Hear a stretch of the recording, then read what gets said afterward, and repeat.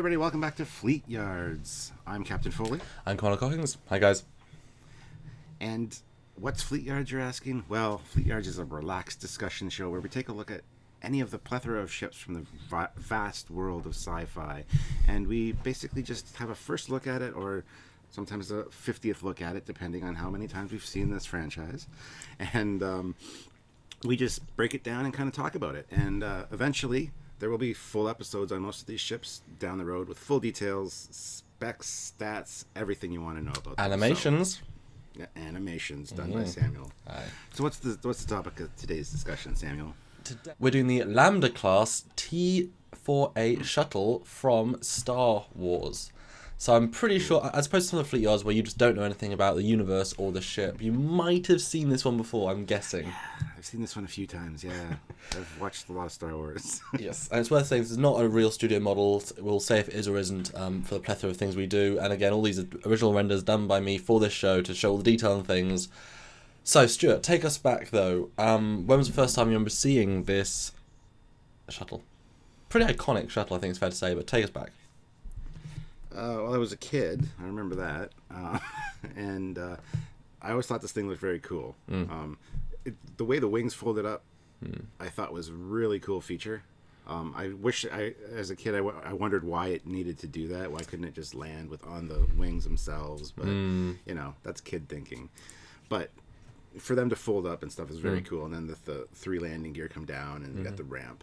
So I do have a small shuttle toy of it somewhere around here. It is worth pointing out, I don't tell you what we're doing in advance, so I kind of spring these on you. You do. Yes. But this is a welcome treat. This is awesome. Yeah. So yeah, I was young. It didn't leave an impression, I think it's fair to say. Oh, absolutely. It's very cool.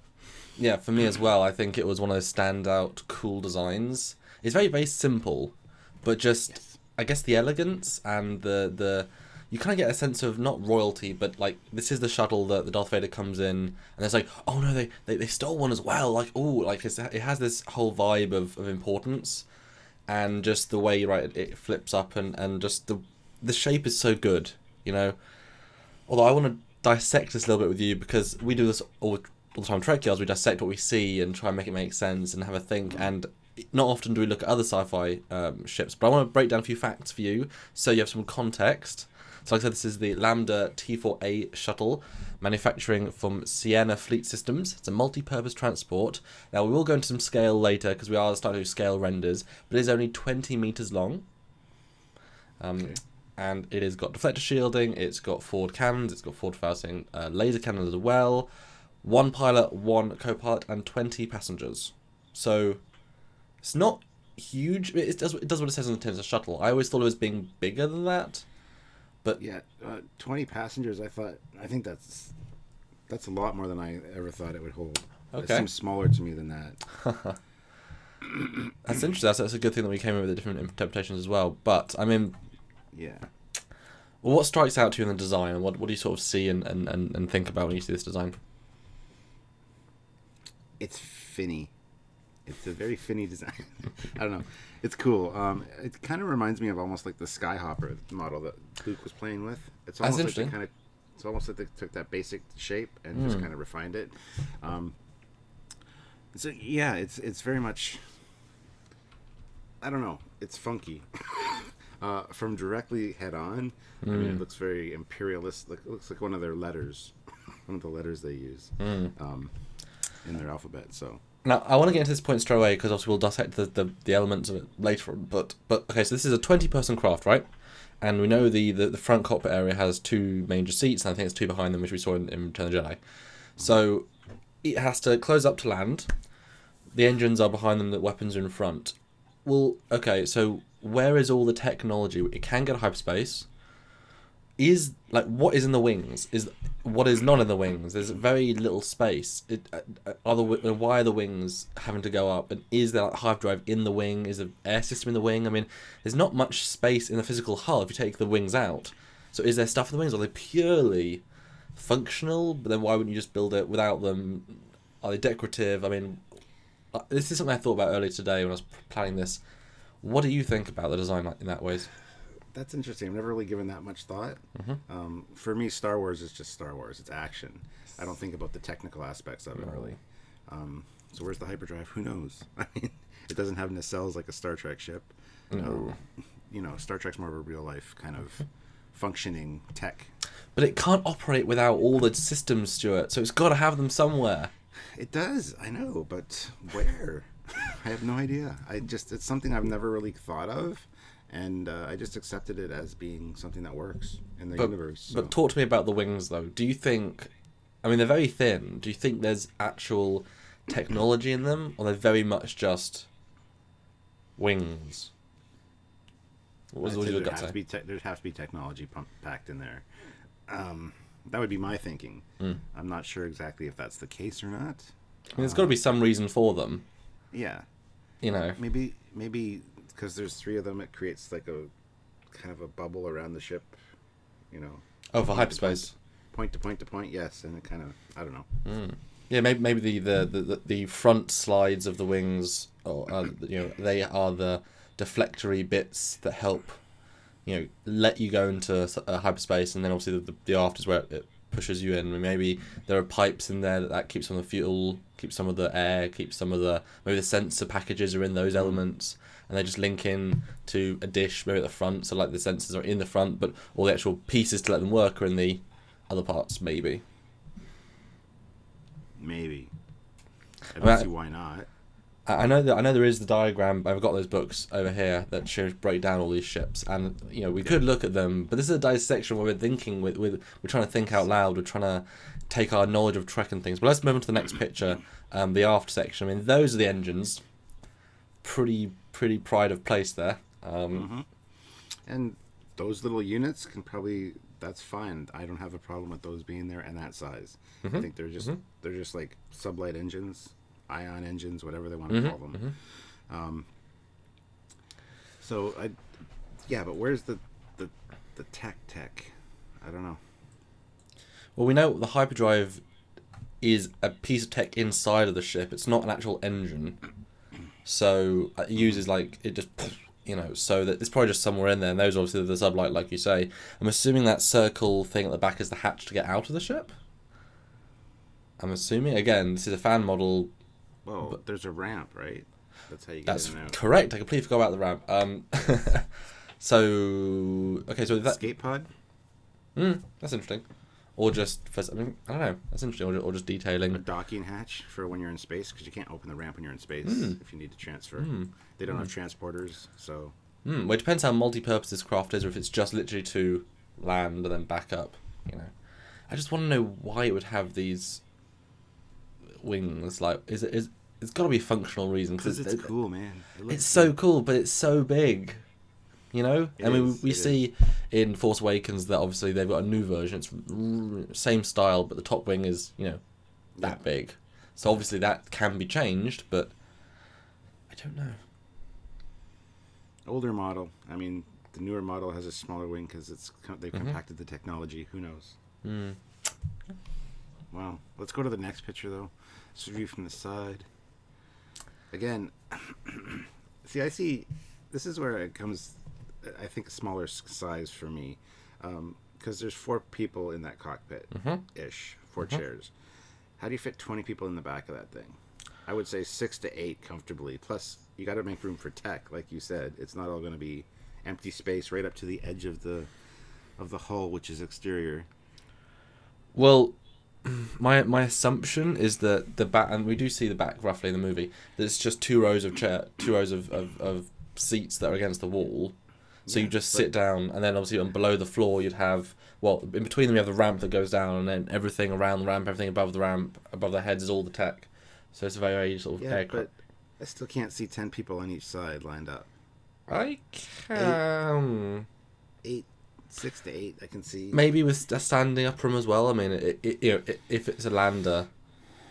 I don't know, but you can't see the Emperor and Darth Vader hanging out, sitting side by side on a seat. I think they would have more comfortable seats. Well, that would be a dedicated one. That would be dedicated. I mean, I'm sure the Darth Vader version has a single room at the back with a bathroom with a lovely ensuite shower, but sonic shower because obviously he doesn't need water. And then you've got a little mask buffing area, so it's nice and shiny. When you walk in, it's really gleaming and impressive.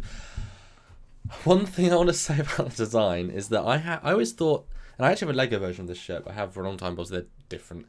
If you look at the side profile, that top wing is actually quite flimsily attached. I assume that it was completely connected to the whole ship, but it's this. It kind of feels like a sail to me, sort of attached at the back. And there's a whole lot of extra space. That's not how I thought it was dimensionally. All right, so in summary, very cool side view. I love that top fin, the way it's shaped. Yeah, I didn't realize how different they were. Like Neither did I. I thought the side ones were pretty much the same, but apparently not. Anyway, let's go to the next picture. It's a close-up of the cockpit. Great, simple design, but it's neat. It's kind of like the head of an animal, maybe a snake or something, but yeah, small note. Wearing cool sunglasses, I might add. Like 80s just shades from Back to the Future, just like full eye covering shades. Yeah. But I can't see 20 people fitting in the back of that based on this picture either. Well, there is a scale chart later on, so fan design. Yes. Okay, cool. Right. I always like the little guns there. Like I said, I have the toy. The guns actually fold down for when the wings fold up. Yeah. But yeah, I wonder what the weapons capabilities on this thing are. Just like blasters, I guess. Standard blasters, probably. Oh, I don't. I moved the thing over. Well, I mean, if you look online, it says they got laser cannons 5 forward facing and 2 aft, and then wing mounted disrupt double laser cannons. Sorry, so they got laser cannons and double laser cannons. So yeah, laser cannons. Cool. I would assume the same-ish power output as the Millennium Falcon, which is enough to take out fighters. But I mean, that's what they're there for. Though, if you look at these sorts of guns, they're not really turrets. They are forward facing. Like, I don't really get the sense they're completely movable. Again, you're supposed to maneuver the ship because it's so small. Yeah. It's like a fighter. Yeah, but I think it would still be able to fire quite a lot of punch straight forward. I mean, the Star Wars universe is a bit strange with what does what against who against what. But I mean, you could probably take out a few good things with this, or bad things, depending who's stolen it. You're checking out a Star Trek episode, a few good things, or all good things, or what? Sorry. I didn't even know why I said that. Let's just move on. Next episode, next next picture is close with the cannons, and you can see one sort of cannon there. Although I think those are the ones you're right that go down, and there's a little hinge because the model does move, and then the 2 lower ones which are connected to the wings. I mean, you can see low level detail here, but I mean it shows what it needs to show. You know, much to say, but it's good. A lot of detail and greeblies on Star Wars ships that you're not sure what they do, right? I mean, does anybody know? Well, it goes back to the whole it's fantasy more so than science, like real science. Yes. I just accept everything in the Star Wars universe is working. I don't really overthink things too much, but yes. in Star Trek I do. It's also because everything is movie budget, which means they had the money to put in all these details, whereas in Star Trek they didn't have the money, so they had to make it smooth as well. That was part of the reason why they couldn't make it. You know, then you get the refit, it's like suddenly it's all detailed and nice, but they had that straight from the get-go. So all right, well, the next picture is a close-up of the engines at the back. And yeah, I think that middle part is probably nothing. Maybe like some kind of core ejection, that circle. Like the hyperdrive ejection, in case, I don't know, I'm thinking Star Trek here, I think. But you might be right, it might just be an airlock, you know, a simple airlock, because you're right. I mean, what if it gets damaged? I mean, to lower the entire ramp of the entire vehicle, which, you know, takes away all the seating. Depressurizes everything, yeah. Yeah. So, but again, depends if it's. I'm sure there's multiple variations of this ship in the wider universe. This is just the personnel carrier version, you know. And Star Wars is good at reinventing the exact same shape a bajillion times. That's one thing they're very good at. So we've seen variations in the Clone Wars and after the fact. So I think there's probably more in this universe. As for it being an airlock, I kind of question that in a way. I mean, it is probably the right size and whatever, but the placement's really off. Let's say, emergency situation. Okay. Your engines are stuck on. You're moving. You need to get off the ship. There's no way to do it. You get another ship come up and try to dock with you. Your engines are on. Look where the placement is. You're going to But I think at that point, you'd, like, shoot the engines, wouldn't you? Or, like, send... Because I know they have weapons that disable all electronics, not EMPs. I can't remember what they're called. So, I mean, there's ways around that. You know, I mean, use the thing that guess. disabled R2-D2, boom, it loses all power. There you go, now you've got a safe thing. I mean, it would just make more sense to have it on the side or whatever. Side would be good. Side would make sense. Yeah. Anyway. But let's move on to the scale shots. Ooh. And as we are a Star Trek based channel, let's go from Star Trek scale. So 20 meters is the shuttle. This is what it compares against in the Star Trek world. Obviously, you know, look at it with the wings up, wings down. What do you think? Interesting. We know that the runabouts are pretty roomy in the back, as we saw in the one TNG episode. So maybe the 20 people is plausible. The cockpit's like twice as wide as the runabout, and the runabout's got a lot of room. So that's very interesting. My sense would be that the Star Wars walls, like the armors, would need to be thicker for like actual armor. Whereas runabout is designed to be small, neat. You know, they're not got a blade of armor. That's not the point. So I think like a lot of more Star Wars designs are much more robust with their hull. Star Trek it is meant to be sleeker. You know. But it's interesting. It does kind of put into perspective that it is actually the size of the runabout basically. But obviously you look at it in comparison to the different techs. The runabout has these two small engines, and boom, that's your entire, you know, same with the Delta Flyer, these are the engines, and then the Star Wars has these big engines and has these big wings, but does the same thing for the runabout with a lot less. Yeah, and I can't see the wings being really needed for atmospheric flight. They don't like they generate lift, and I don't know. The Delta Flyer and stuff can fly in atmosphere too without wings. I don't know. It's odd. Well, anything can fly in atmosphere. It's just aerodynamic. Depends what it's trying to do. I mean, if it's just station to station to station, that's fine. Maybe it does need. You know, maybe part of it is. I mean, this isn't the troop carrier, because we see a troop carrier in Force Awakens, so we can assume there's different craft for that, and you know, it's only 25 years whatever beforehand. So you know, getting to the planet's surface as quick as possible might be a big deal. You know, it might be a case of that if that takes out the lag and lets you get down to the planet 10 seconds earlier, maybe that 10 seconds makes a difference with those troops getting to quell the rebellion of the planet. Maybe, I don't know, but it's interesting. I mean, yeah, it's pretty small, but it's pretty normal sized. I think that's my takeaway from that shot. Okay, yeah, I agree. Next shot is a view from the front with the size comparison. This thing looks amazing from the front. I love this shuttle from the front. Yes. Love the it's not just a straight down. It's got a little dip and then down. Yeah. That's the extra little bit of charm. But it does show you again relative scale. It's just the cockpit's a bit bigger. But there is actually quite a lot of if the cockpit and then back, if that bit is just if that's the cabin, then the two lines are the guns, and then what if all of that is the tech? And you can see how big the Delta Flyer engines are, and all these things. I mean, that is comparative, so why wouldn't that be enough space to have all the air? And again, if we know Delta Flyer and these things have all of the systems known to man, I mean, it would make sense these obviously have them as well. That works for me, having that stuff at the side, but this makes it bigger than I thought it was, so that makes sense to me. So yeah. Good. But back onto the first picture, which is the last picture, or the last picture, the first picture. So yeah, that was our sort of discussion of the Lambda-class shuttle. I think it's one of my favourite Star Wars designs. I don't say that often. You say that a lot more than I do.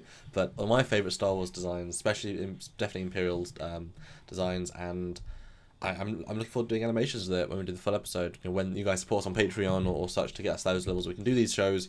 It's going to be so much fun to see it fly around and do cool things. Yeah, Shuttle Tidarium. That's what I call it. Because, you know, that's what they call it in the show. That's what it is in my folder structure. It's Shuttle Tidarium. Or Shuttle. Cool. Closing thoughts, Stuart?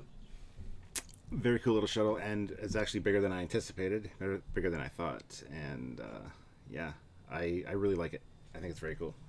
So I don't see it holding 20 people though. Still, even though it is bigger than I anticipated. I mean, it probably could, just not comfortably. How's that? Okay. I don't know, but anyway, I think that's it for now. Yes. Your closing thoughts, or just great design, and I can't wait to do a full episode. Cool. All right. So if you guys want to see a full episode on this or other great ships from all the sci-fi universes, go on over to our Patreon page and donate what you can, as every little increment gets us up to our levels, and then we can start generating more content for you guys. So once we hit that 1,000, Fleetyards, the full episodes are going to start coming out. That's the goal. So yeah. Yep. So head on over and check it out. And until next time, then, guys, where we got a new ship to look at. And I'll surprise you again with something else from the multiverse. Yes, you will. Anyways, I'm Captain Foley. I'm Connor Coggins. Bye, everybody. Bye, guys. May the force be with you.